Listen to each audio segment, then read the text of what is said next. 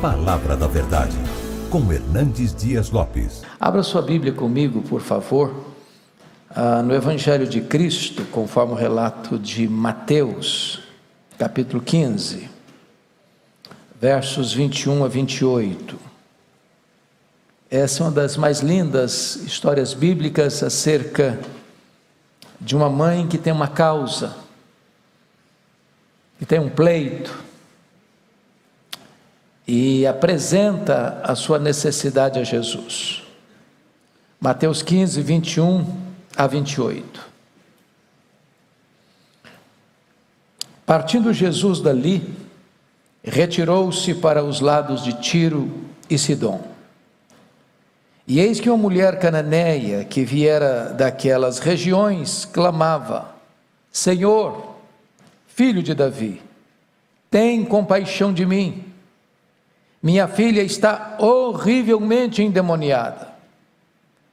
Ele, porém, não lhe respondeu palavra. E os seus discípulos, aproximando-se, rogaram-lhe: Despede-a, pois vem clamando atrás de nós. Mas Jesus respondeu: Não fui enviado senão as ovelhas perdidas da casa de Israel. Ela, porém, veio e o adorou, dizendo: Senhor, socorre-me. Então ele, respondendo, disse: Não é bom tomar o pão dos filhos e lançá-los aos cachorrinhos. Ela, contudo, replicou: Sim, Senhor. Porém os cachorrinhos comem das migalhas que caem da mesa dos seus donos. Então lhe disse Jesus: Ó mulher, grande a tua fé, faça-se contigo como queres. E desde aquele momento sua filha ficou sã. Eu quero pensar um pouco com vocês hoje sobre o tema: o clamor de uma mãe. O clamor de uma mãe. Parece-me que não é apenas esse relato, esse registro, mas as mães que clamam, as mães necessitadas, as mães que rogam pelos filhos, estão espalhadas pelo mundo afora. Eu acho que elas estão aqui também, nesta manhã. Que mãe não clama por um filho, por uma filha?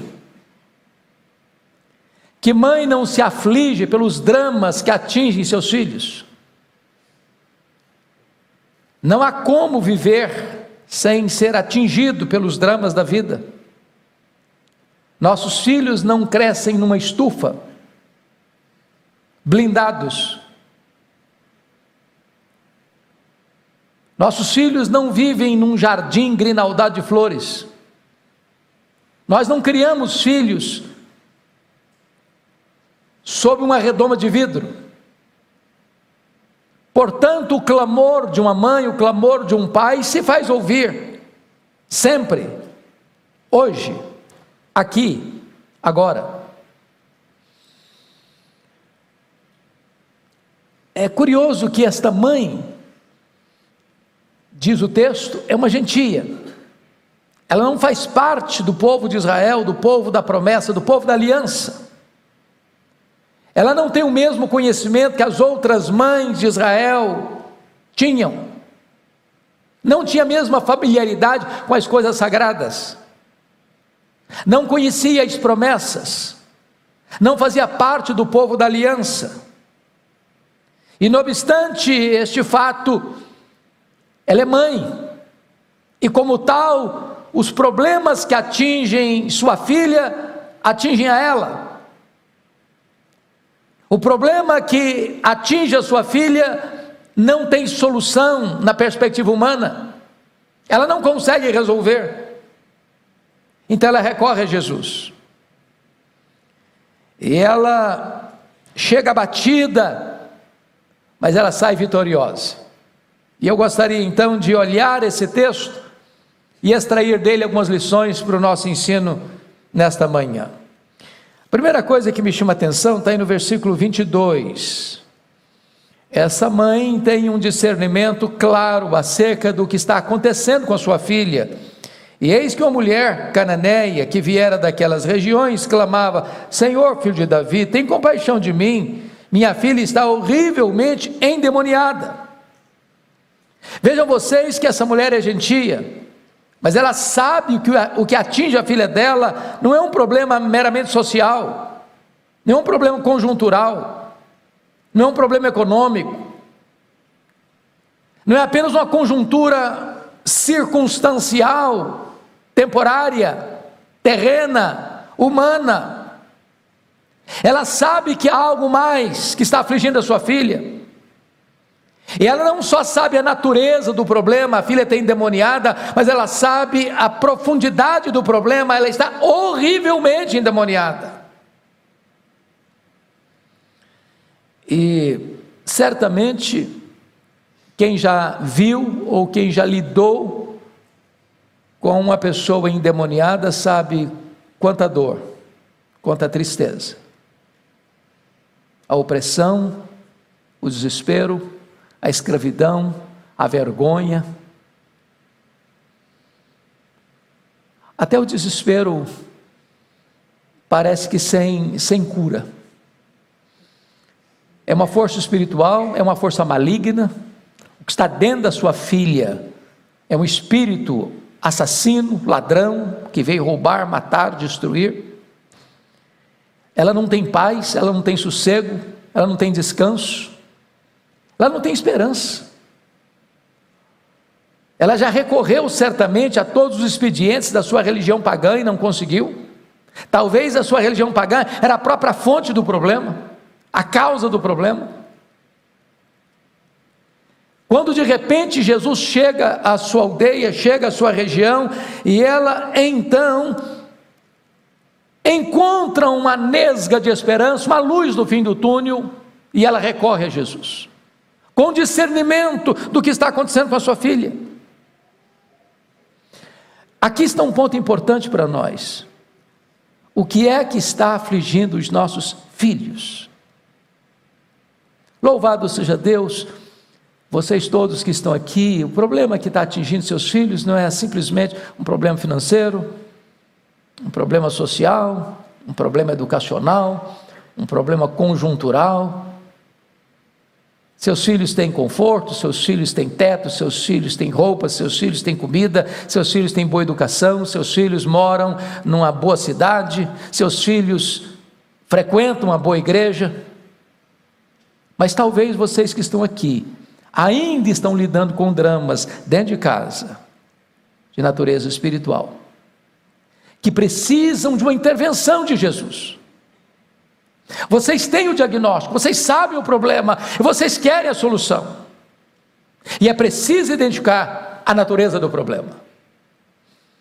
Eu nunca me esqueço de uma historiazinha que li, e eu acho que ela ilustra esse fato, de dois homens pescando num rio, quando de repente eles olham e tem uma criança naufragando e rodando correnteza abaixo, e eles largam suas redes e correm para resgatar aquela criança.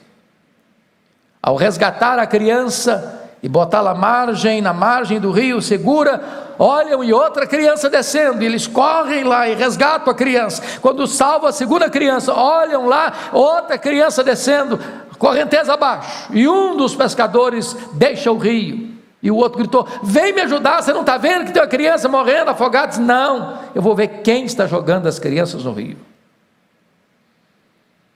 Nós precisamos ir à causa dos problemas e buscar solução, não tratar apenas de sintomas ou consequências, mas de buscar a solução daquilo que de fato está afligindo os nossos filhos. A segunda coisa que me chama a atenção é que essa mulher não só discerne o problema, mas ela discerne a solução do problema.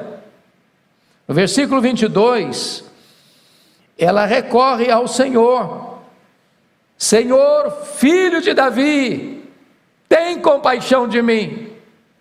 Oh, amados irmãos, os nossos filhos têm necessidades muito maiores do que apenas uma boa educação, uma boa escola, uma boa profissão, uma boa realização profissional, financeira, ou até um bom casamento. Nossos filhos precisam de mais.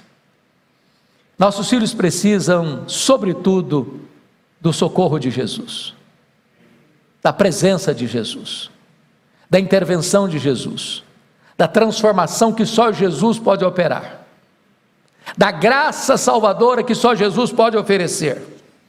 Ela não recorre a outro senão a Jesus, e ela o chama de filho de Davi, é um termo messiânico, ela o chama de Senhor, reconhecendo que não há outro, e ela se prostra, e ela se ajoelha, e ela põe a sua vida aos pés do Salvador, para buscar ajuda para sua filha. Talvez todos nós aqui, pela graça de Deus, temos filhos bem educados, bem formados, bem instruídos, mas nossos filhos precisam muito mais do que isso, do que uma boa instrução, uma boa faculdade, um bom curso, uma boa carreira profissional, um bom salário, uma boa desenvoltura no mundo. Nossos filhos precisam, sobretudo, da intervenção soberana, da graça libertadora e salvadora de Deus na sua vida. Mas o segundo ponto que eu quero destacar na história dessa mulher é que esta mulher é capaz de transformar a sua mais aguda necessidade em profunda adoração. Veja comigo no verso 22, que o seu clamor foi por misericórdia. Eis que uma mulher cananeia que viera daquelas regiões clamava: Senhor, filho de Davi, tem compaixão de mim. Oh, amados, esta ideia é a seguinte: Senhor, lança o teu coração na minha dor, ou lança o teu coração na minha miséria. Senhor, eu preciso agora de uma ajuda. Esse é o termo mais gritante da necessidade humana. Eu preciso de misericórdia, eu preciso de socorro. É como alguém que está numa casa pegando fogo e diz: eu preciso que alguém tire-me desse clima de destruição agora. Ou como alguém que está naufragando e precisa que alguém vá lá, estenda a mão e o tire das gargantas das águas revoltas. É necessário um senso de urgência, porque o pedido aqui é um pedido de misericórdia. Tem misericórdia de mim. Ela não pode mais esperar. Mas há uma segunda coisa que me impressiona, porque vejam vocês que ela diz no verso 22 que a filha está horrivelmente endemoniada, mas o pedido dela é curiosíssimo. Talvez nós dissesse que ela diria assim: Senhor, filho de Davi, tem compaixão da minha filha. Seria natural, seria adequado, seria até o mais comum, mas não foi o pedido dela. Qual foi o pedido dela? Tem misericórdia, tem compaixão de mim. Quando o problema que a aflige não emana dela, mas atinge a filha dela. E o que significa isso? Significa que essa mãe entendeu que o drama que atinge a filha, atinge a ela em primeiro lugar. Deixa-me falar agora aos meninos, aos nossos adolescentes, jovens, crianças. Há determinadas situações na vida que a gente só vai entender depois que casa e tem filhos. Via de regra, quando a gente é mais jovem, adolescente, a gente não consegue entender o coração de um pai e de uma mãe.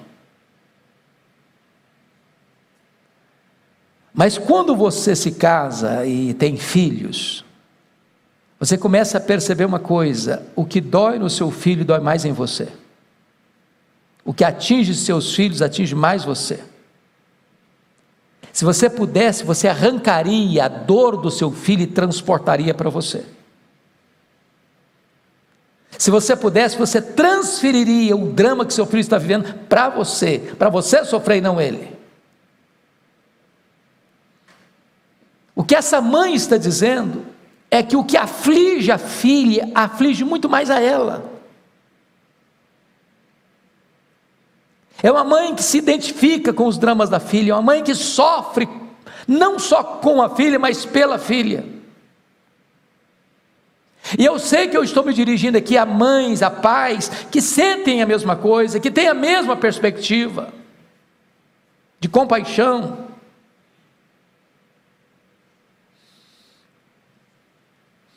Me permita ilustrar isso.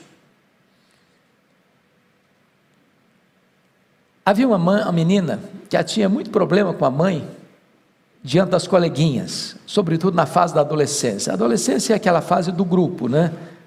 É aquela fase da patota. Você às vezes quer fazer parte do grupo e fica um pouco constrangido. Tem, né? Quando a gente diz a história aí que quando os filhos são pequenos, eles choram para ficar com os pais, e quando eles ficam adolescentes, os pais choram para ficar com eles. Então, o problema é que a mãe tinha um defeito muito sério, muito feio na mão, a mão meio deformada. E a menina tinha muita vergonha de apresentar a mãe dela para as coleguinhas. Evitava trazer as meninas, as colegas na casa dela, porque a mãe tinha a mão muito feia, muito deformada inclusive. Um dia ela teve coragem de perguntar para a mãe: ô mãe, por que a sua mão é tão feia? Por que a sua mão é deformada desse jeito? A mãe diz: ô minha filha, a minha mão é deformada desse jeito porque quando você era bebê, nós tivemos um sério acidente em casa, e o seu quarto foi incendiado, e eu entrei no meio do fogo para arrancar você do berço, e na medida que eu fiz isso para salvar a sua vida, a minha mão se queimou e ficou deformada. E a filha, arrependida, chorando, abraçou a mãe e disse: mamãe, a senhora tem as mãos mais bonitas do mundo. Os dramas dos filhos são as dores dos pais. E às vezes as mães, os pais, têm as mãos deformadas porque enfrentaram qualquer tipo de sacrifício para salvar os filhos. E essa mãe está aqui clamando por misericórdia, para ver a filha salva, para ver a filha liberta.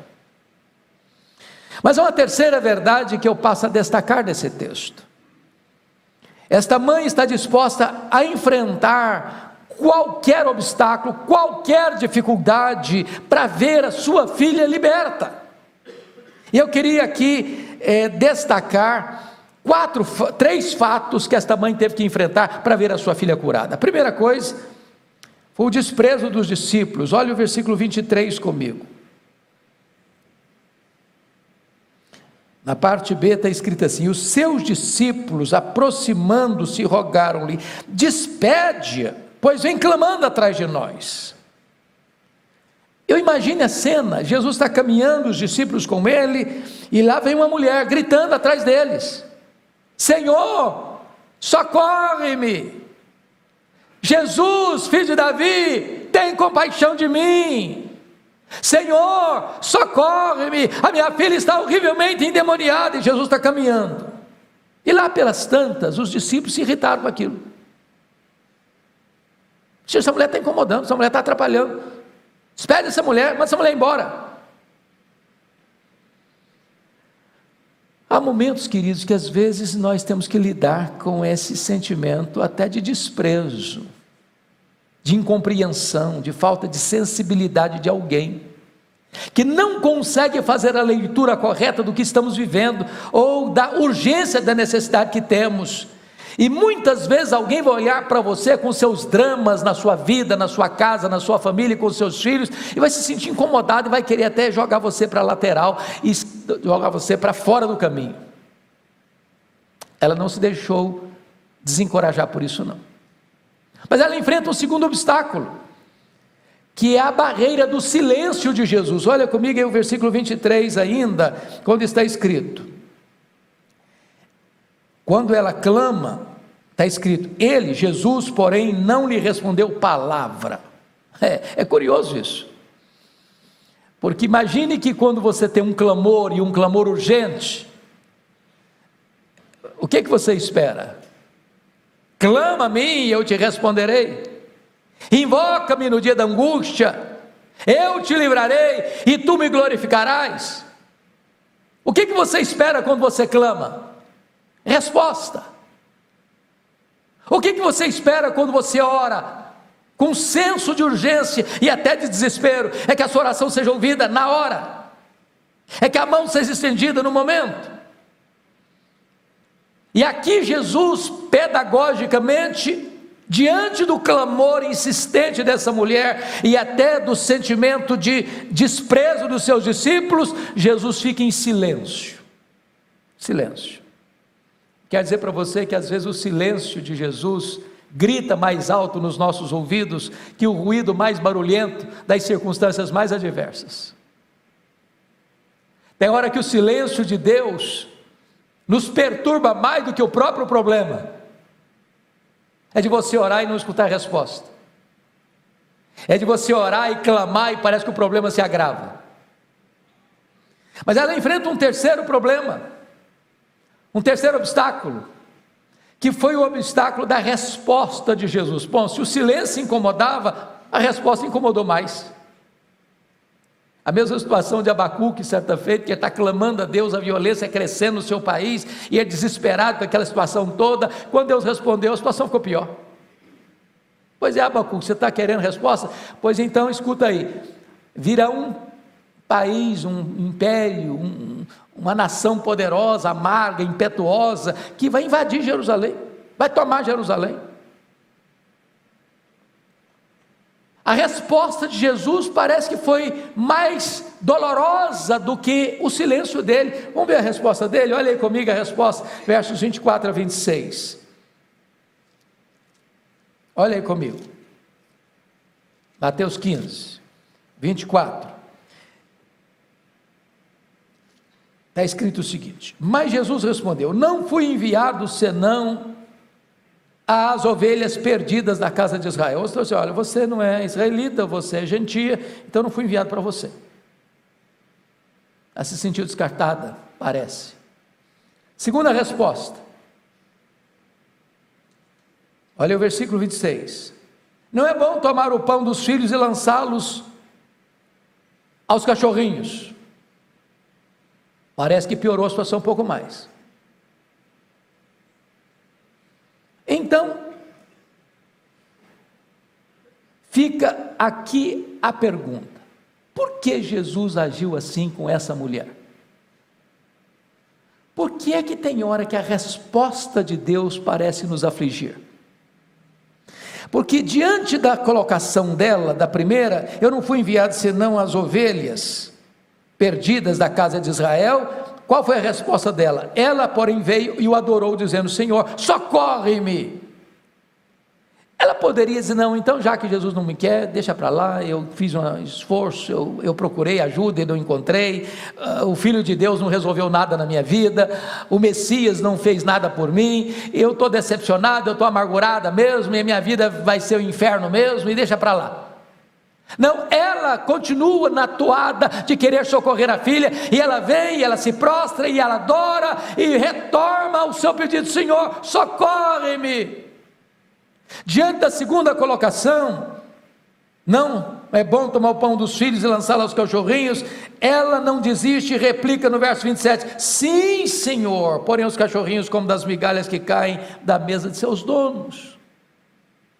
Ela é gentia, ela se contenta com as migalhas, ela se humilha, ela tem uma causa, e ela não quer ir embora sem ver o seu problema resolvido, e o seu problema resolvido é a libertação da sua filha.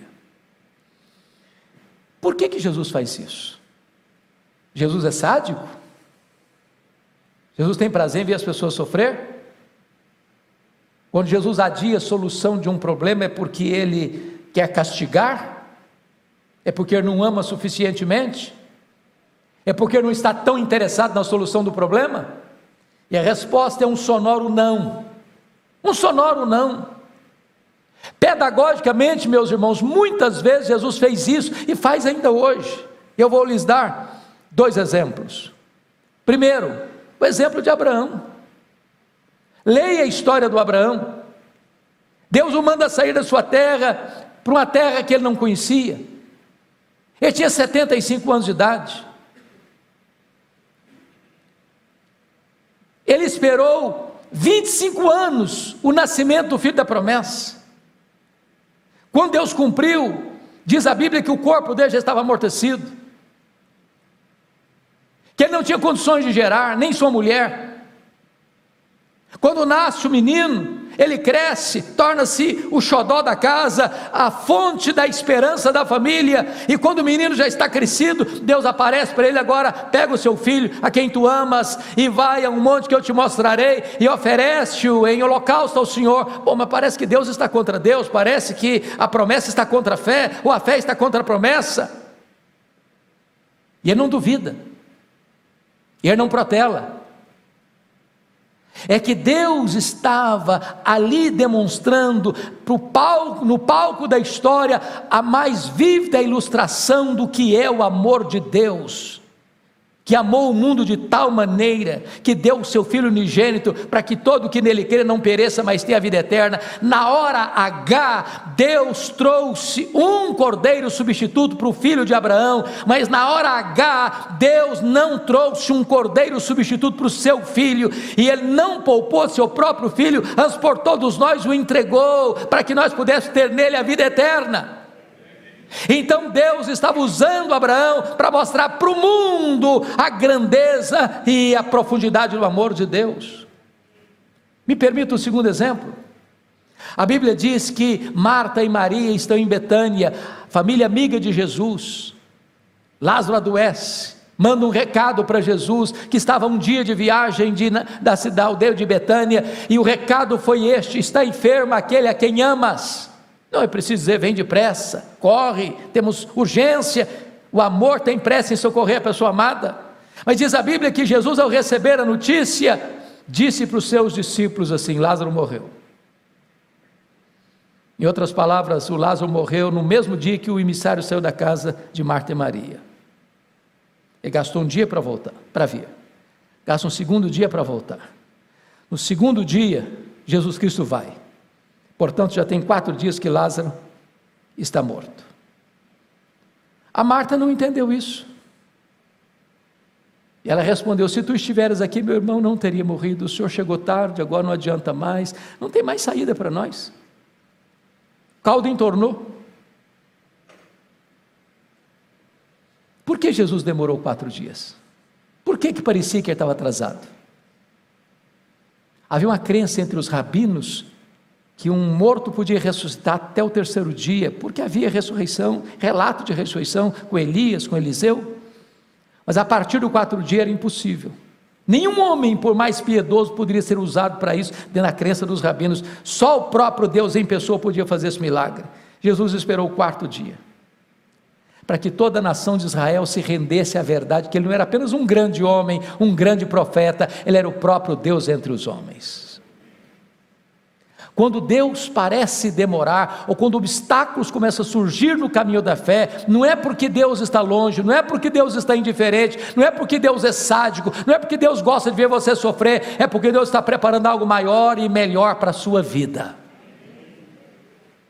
Então, vamos ao último ponto desta meditação. Esta mãe triunfa pela fé e toma posse da vitória na sua vida. E 2 coisas merecem destaque aí. Versículo 28. Então lhe disse Jesus: ó mulher, grande é a tua fé. É curioso que, se você ler os evangelhos, você vai ver Jesus elogiando os gentios, e não os judeus, os hebreus, o povo da aliança, pela grandeza da sua fé.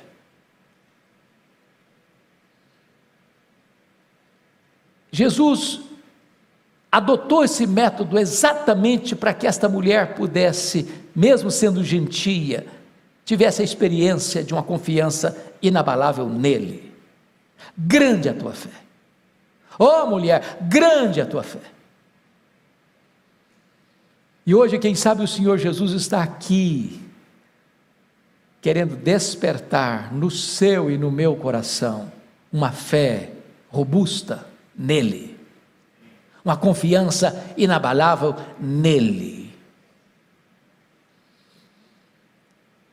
Quem sabe você hoje aqui tem um problema na sua vida, na sua casa, na sua família, com seus filhos, que você diz assim: ou Jesus faz um milagre, eu não vejo saída.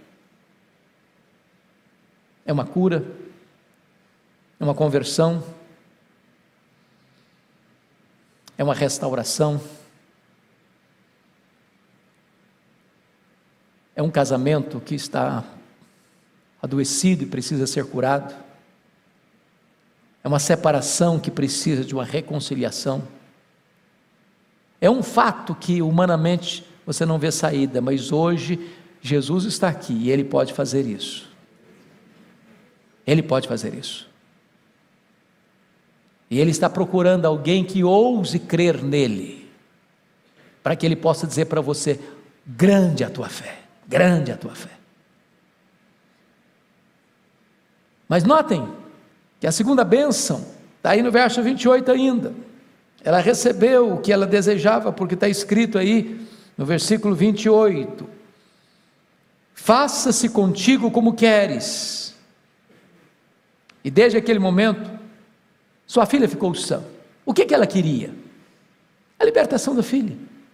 O que ela queria? A cura da filha. O que ela queria é que o diabo largasse a sua filha, tirasse as unhas da sua filha, suas mãos assassinas de sua filha, as suas mãos destruidoras da sua filha. O que ela queria? Que houvesse paz na sua casa, que houvesse liberdade e libertação na sua casa. Oh, meus irmãos, a maior necessidade nossa é de ver as mãos de Jesus prevalecendo sobre as mãos assassinas do diabo na nossa casa. O diabo é opressor, onde ele chega a escravidão, chega o vício, chega o pecado, chega a tristeza, chega a opressão, chega a desgraça, chega a morte. Mas onde Jesus chega a libertação, chega a cura, chega o perdão, chega a redenção, chega a libertação, chega a restauração, chega a alegria, chega a paz. A nossa casa precisa da paz de Jesus, da libertação de Jesus, do perdão de Jesus, da cura de Jesus, da salvação de Jesus. E eu hoje quero orar com vocês, mães, pais, avós, avós, rogando a bênção do Senhor sobre a nossa casa. A maior necessidade da nossa casa é da presença e é da intervenção de Jesus. Então vamos ficar em pé e vamos orar.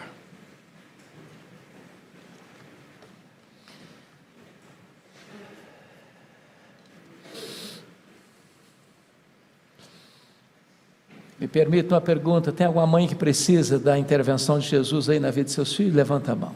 Alguma mãe que está precisando da intervenção de Jesus na sua casa?